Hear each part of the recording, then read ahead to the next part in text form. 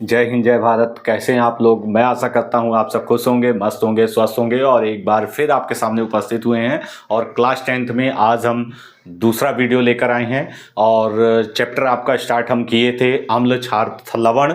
ठीक है, उस अम्ल क्षार तथा लवण चैप्टर में आज हम आपको पढ़ाएंगे अम्ल और क्षार की परिभाषाएं। तो सबसे पहले आप जान लीजिए, कल हमने पढ़ाया था आपको जो है सूचक और अम्ल और क्षार के सामान्य गुण। आज हम बताएंगे अम्ल और क्षार की परिभाषा। तो देखिए, कार्बनिक अम्ल होते हैं, अम्ल जो होते हैं कुछ कार्बनिक अम्ल होते हैं, कार्बनिक अम्ल होते हैं और कुछ जो होते हैं खनिज अम्ल होते हैं। ठीक है, खनिज अम्ल। तो इस प्रकार से या आप जान लीजिए, अम्ल दो प्रकार के होते हैं, एक तो कार्बनिक अम्ल होते हैं और एक खनिज अम्ल होते हैं। जैसे कार्बनिक अम्ल में आपके आते हैं लैक्टिक अम्ल है, लैक्टिक अम्ल है। ठीक है, लैक्टिक अम्ल ये किस में पाया जाता है? दही में पाया जाता है। किस में पाया जाता है? दही में। ठीक है, इसके पश्चात एसिटिक एसिड है, एसिटिक एसिड है या एसिटिक अम्ल है, एसिटिक अम्ल हम कह लेते हैं। ये सिरके में पाया जाता है। किस में पाया जाता है? ये सिरके में पाया जाता है। ठीक है, इसके पश्चात हम कह सकते हैं एसिटिक एसिड के बाद या एसिटिक अम्ल, ये लैक्टिक अम्ल, ये कार्बनिक अम्ल होते हैं। इसके पश्चात हम कह सकते हैं आपका ऑक्जेलिक अम्ल, ऑक्जेलिक ऑक्जेलिक अम्ल। ऑक्जेलिक अम्ल जो होता है वो टमाटर में पाया जाता है। किस में पाया जाता है? टमाटर में पाया जाता है। उसके बाद टार्ट्रिक अम्ल, टार्ट्रिक अम्ल, टार्ट्रिक अम्ल, ये टार्ट्रिक अम्ल जो होता है वो इमली में पाया जाता है। किस में पाया जाता है? इमली में पाया जाता है। तो इस प्रकार ये सभी क्या थे? कार्बनिक अम्ल होते हैं। ठीक है, जो है सजीवों में या पेड़ पौधों या जंतुओं में पाए जाते हैं। ठीक है, इसके पश्चात कुछ अम्ल जो होते हैं वो खनिज अम्ल कहलाते हैं, खनिज अम्ल। ठीक है, खनिज अम्ल में क्या आते हैं?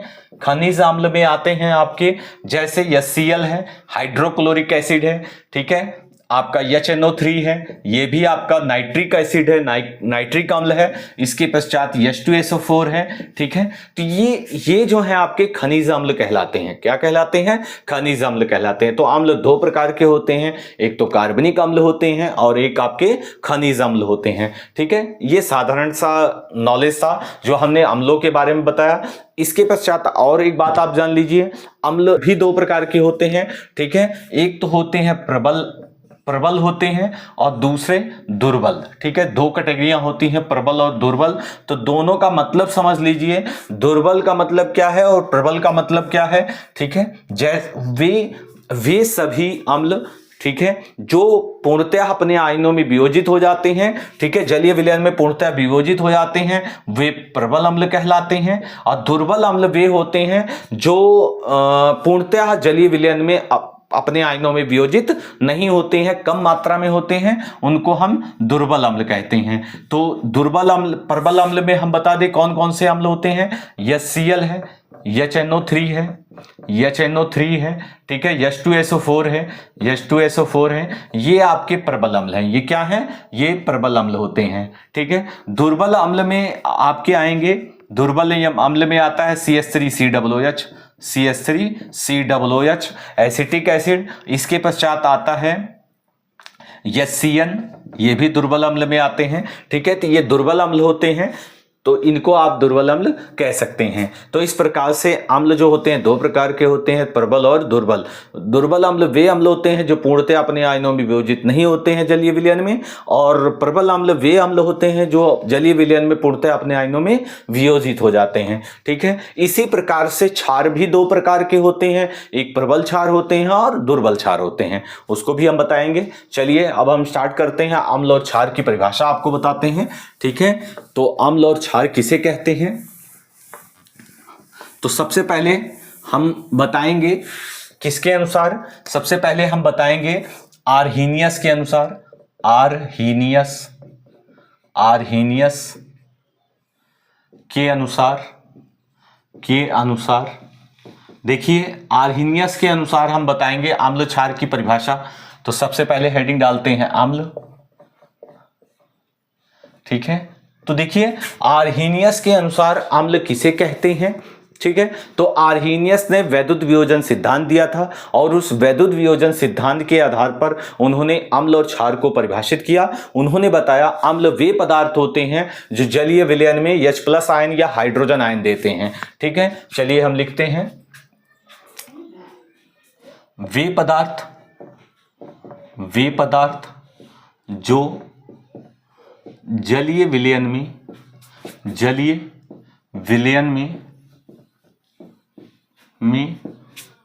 H+ या हाइड्रोजन आयन देते हैं, हाइड्रोजन आयन देते हैं,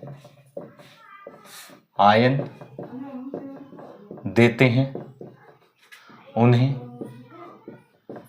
आम्ल कहते हैं, उन्हें आम्ल कहते हैं। ठीक है, जैसे जैसे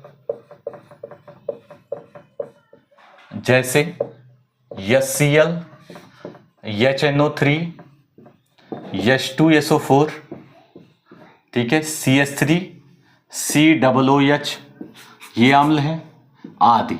ये सभी क्या हैं? अम्ल है। ठीक है, देखिए कैसे ये H+ आयन देते हैं, HCl, Cl- और H+, ये हाइड्रोजन आयन है। ठीक है, इसी प्रकार से HNO3, तो NO3- प्लस H+, इसके पश्चात H2SO4, तो 2H+ SO4, ये हम ऐसे करते हैं, SO4 2- प्लस H+। ठीक है, इसी प्रकार CH3 COOH, CH3 COO- plus H+। लीजिए, ये सारे क्या हैं? हाइड्रोजन आयन हैं। इनको H+ को क्या कहते हैं? Hydrogen ion. ठीक है, हाइड्रोजन आयन। ठीक है, तो इस प्रकार जान लीजिए, ये हमने अम्ल, आर्हीनियस के अनुसार अम्ल की परिभाषा बताई। अम्ल किसे कहते हैं? वे सभी पदार्थ जो जलीय विलयन में H+ आयन देते हैं उन्हें अम्ल कहते हैं। जैसे हमने एग्जाम्पल बताया और रिएक्शंस के द्वारा आपको हमने दिखाया कि H+ आयन देते हैं। ये सभी पदार्थ क्या देते हैं? H+ आयन देते हैं, तो इन्हें हम क्या कहते हैं? अम्ल कहते हैं। ठीक है, तो इस प्रकार से हमने अम्ल की परिभाषा बताई और उसका उदाहरण द्वारा हमने इसे समझाया आपको। ठीक है, नेक्स्ट अब हम आपको क्षार के बारे में बताएंगे। क्षार किसे कहते हैं?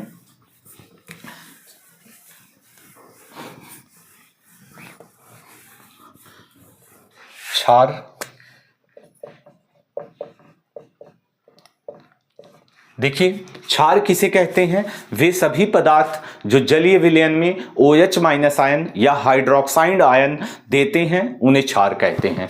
चलिए देखते हैं, वे सभी पदार्थ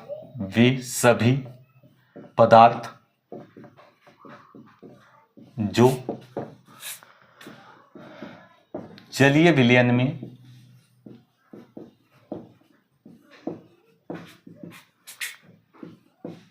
OH- आयन या हाइड्रोक्साइड, यहां हम आगे लिख लेते हैं,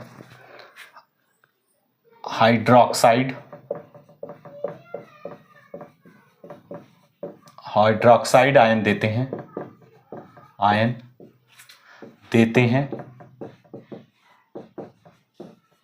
उन्हें क्षार कहते हैं। उन्हें क्या कहते हैं?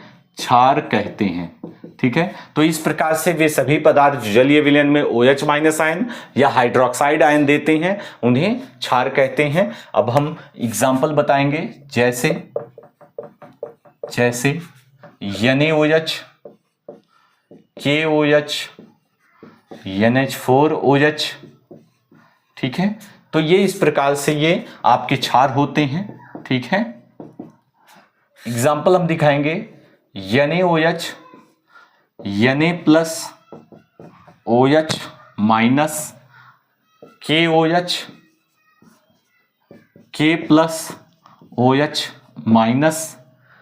NH4OH, NH4+ और OH-। माइनस। तो इस प्रकार से OH माइनस सभी पदार्थ क्या देते हैं जलीय विलयन में, OH माइनस आयन देते हैं। इसे हम कहेंगे हाइड्रोक्साइड आयन, हाइड्रोक्साइड आयन, इसे हाइड्रोक्साइड आयन कहते हैं। इसे क्या कहते हैं, हाइड्रोक्साइड आयन कहते हैं। ठीक है, तो इस प्रकार क्षार वे पदार्थ होते हैं जो जलीय विलयन में OH माइनस आयन देते हैं। ठीक है, आपको हमने क्षार के बारे में बताया। ठीक, नेक्स्ट हेडिंग डालेंगे अब हम नेक्स्ट हेडिंग डालेंगे। अब आर्हेनियस के अनुसार हम बता चुके हैं, आपको नेक्स्ट हेडिंग हम बताएंगे ब्रांस्टेड तथा लॉरी के अनुसार। ठीक है, अम्ल और क्षार की परिभाषा हम बताएंगे ब्रांस्टेड तथा लॉरी के अनुसार। ब्रांस्टेड तथा लॉरी के अनुसार देखिए, ब्रांस्टेड तथा लॉरी के अनुसार अम्ल और क्षार की परिभाषा क्या होती है। ठीक है, तो ब्रांस्टेड एवं लॉरी के द्वारा प्रोटॉन दाता व प्रोटॉन ग्राही के आधार पर उन्होंने अम्ल और क्षार को परिभाषित किया था। ठीक है, तो देखिए, सबसे पहले हम अम्ल की परिभाषा बताएंगे। ठीक है, तो ब्रांस्टेड ने बताया था अम्ल वे पदार्थ होते हैं जो जलीय विलयन में प्रोटॉन का त्याग करते हैं, प्रोटॉन का त्याग करते हैं। तो वे पदार्थ जो प्रोटॉन का त्याग करते हैं उन्हें अम्ल कहते हैं, अम्ल कहते हैं। अर्थात प्रोटॉन दाता, अर्थात अम्ल प्रोटॉन दाता होते हैं, अम्ल प्रोटॉन दाता होते हैं।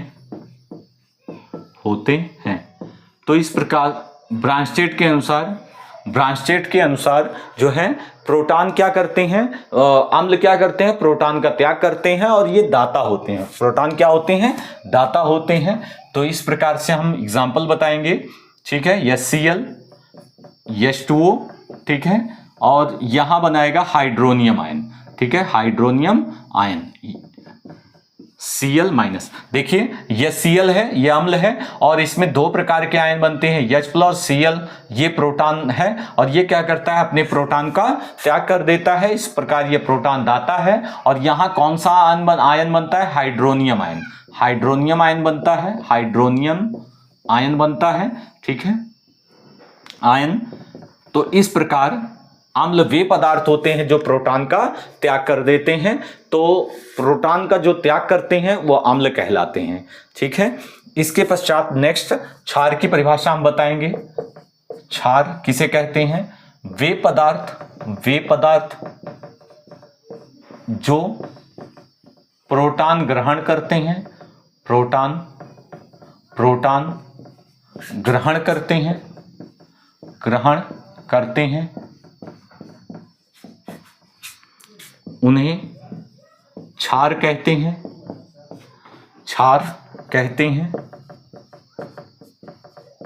अर्थात क्षार प्रोटॉन ग्राही होते हैं, प्रोटॉन ग्राही होते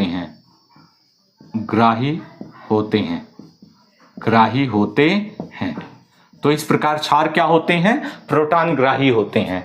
जैसे NH3 प्लस H2O। अब H2O में H प्लस आयन और OH माइनस आयन होते हैं। ठीक है, तो ये प्रोटॉन है और ये क्या करता है, प्रोटॉन ग्रहण कर लेता है।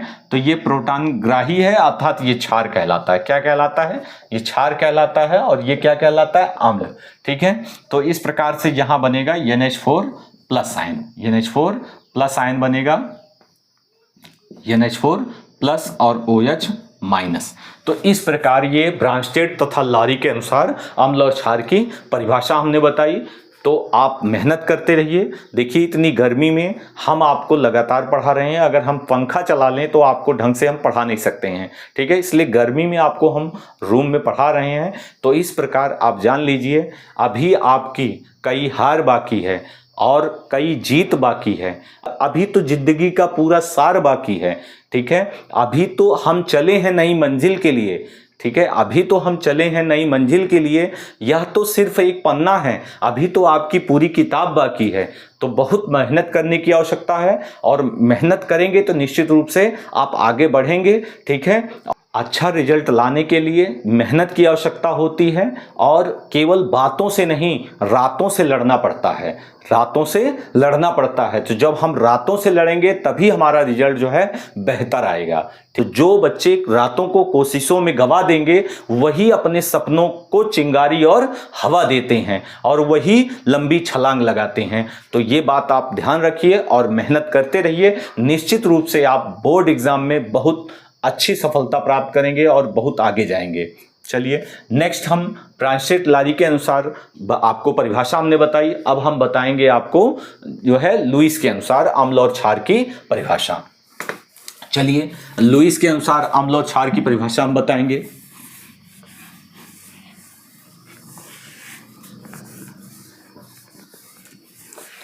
नेक्स्ट श्रेणी डालते हैं लुईस के अनुसार, लुईस के अनुसार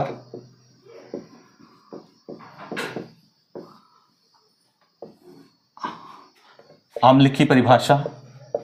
देखिए लुईस ने बताया था कि अम्ल वे पदार्थ होते हैं जो इलेक्ट्रॉन युग्म को ग्रहण करते हैं। तो इलेक्ट्रॉन युग्म ग्रहण करने वाले ग्राही अम्ल कहलाते हैं और इलेक्ट्रॉन युग्म दाता क्षार कहलाते हैं। चलिए हम लिखेंगे वे पदार्थ जो इलेक्ट्रॉन युग्म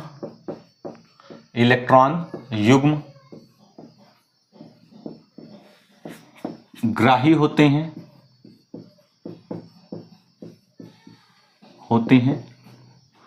उन्हें अम्ल कहते हैं, ठीक है। तो जिनके पश्चात जिनको इलेक्ट्रॉन युग्म की जरूरत होती है, जिनको सिंगल लोन पेयर की आवश्यकता होती है, उन्हें अम्ल कहते हैं। जैसे हम लिखेंगे एग्जाम्पल में BF3, ठीक है। तो इसे लोन पेयर की आवश्यकता होती है, इलेक्ट्रॉन युग्म ग्रहण करता है, ठीक है। इसी प्रकार क्षार की परिभाषा हम बताएंगे, वे पदार्थ जो इलेक्ट्रॉन युग्म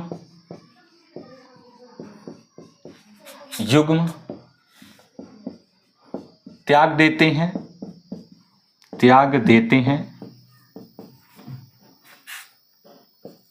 उन्हें क्षार कहते हैं। उन्हें क्या कहते हैं? क्षार कहते हैं। अर्थात ये जो अम्ल होते हैं, जो क्षार होते हैं, वो इलेक्ट्रॉन युग्म का क्या कर देते हैं? त्याग कर देते हैं। जैसे NH3